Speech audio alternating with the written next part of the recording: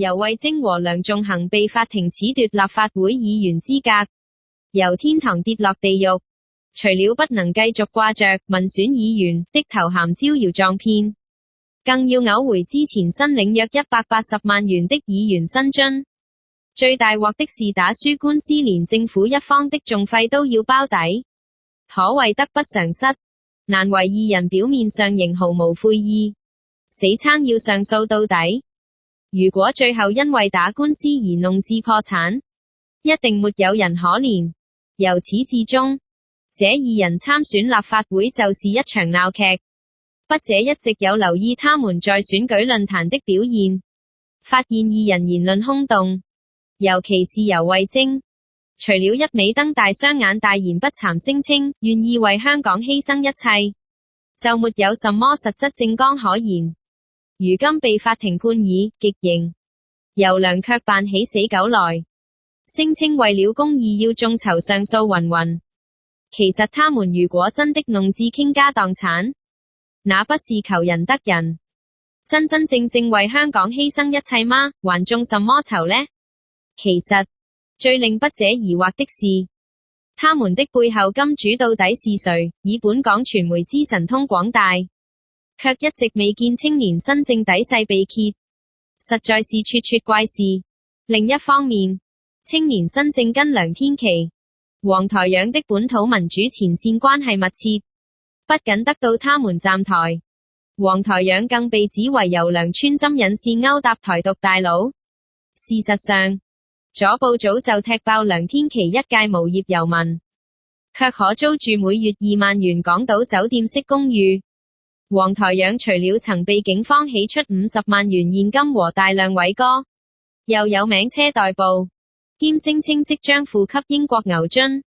他們都是基層家庭出身，斷不可能揮金如土。到底錢從何來？耐人尋味。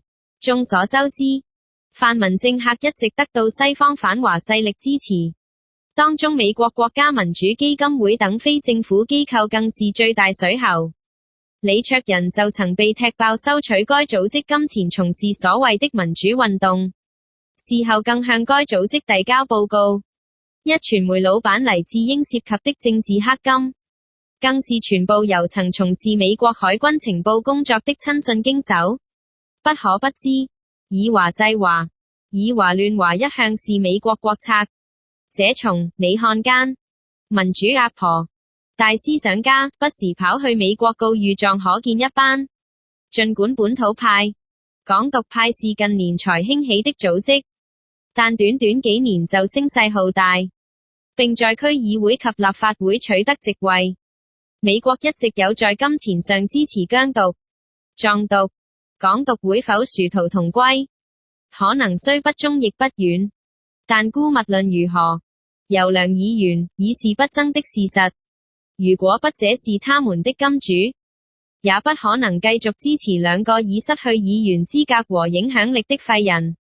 與其浪費金錢在過氣的人身上，倒不如投資在其他有前途的代理人身上。可以毫不誇張地說，游梁二人不僅已經玩完，而且永難有翻身之日。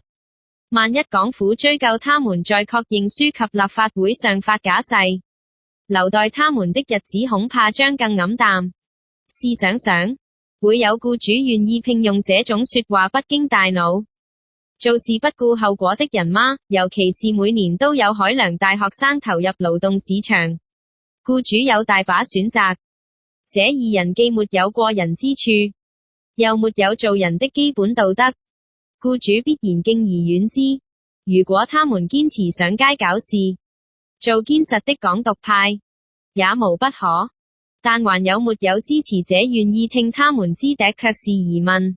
經過釋法一役，很多曾投過他們一票的人都悔不當初，加上港府決不會讓二人再次走入建制，恐怕他們即使願意做街頭戰士，也捱不了多久。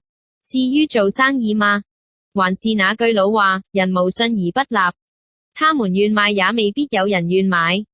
說到底，港獨根本沒有出路，單是人大釋法已足以在法律層面斷絕港獨之路。這還未用到中央最大殺手鐧駐港部隊。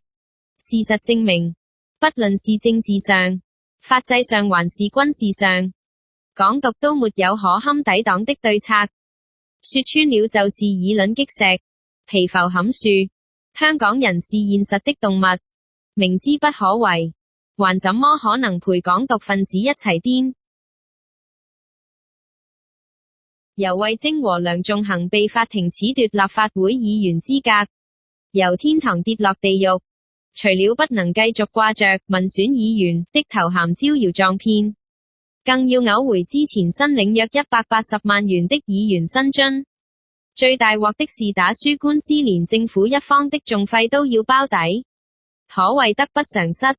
難為二人表面上仍毫無悔意，死撐要上訴到底。如果最後因為打官司而弄至破產，一定沒有人可憐。由始至終，這二人參選立法會就是一場鬧劇。筆者一直有留意他們在選舉論壇的表現，發現二人言論空洞，尤其是游蕙禎，除了一味瞪大雙眼支持兩個已失去議員資格和影響力的廢人，與其浪費金錢在過氣的人身上，倒不如投資在其他有前途的代理人身上。可以毫不誇張地說，游梁二人不僅已經玩完，而且永難有翻身之日。萬一港府追究他們在確認書及立法會上發假誓，留待他們的日子恐怕將更黯淡。試想想，會有僱主願意聘用這種說話不經大腦、做事不顧後果的人嗎？尤其是每年都有海量大學生投入勞動市場，僱主有大把選擇。這二人既沒有過人之處，又沒有做人的基本道德，僱主必然敬而遠之，大言不慚聲稱願意為香港犧牲一切，就沒有什麼實質政綱可言。如今被法庭判以極刑，游梁卻扮起死狗來，聲稱為了公義要眾籌上訴云云。其實他們如果真的弄至傾家蕩產，那不是求仁得仁，真真正正為香港犧牲一切嗎？還眾什麼籌呢？其實最令筆者疑惑的是，他們的背後金主到底是誰？以本港傳媒之神通廣大，卻一直未見青年新政底細被揭，實在是咄咄怪事。另一方面，青年新政跟梁天琦、黃台仰的本土民主前線關係密切，不僅得到他們站台，黃台仰更被指為游梁穿針引線勾搭台獨大佬。事實上，左報早就踢爆梁天琦一介無業遊民，卻可租住每月2萬元港島酒店式公寓。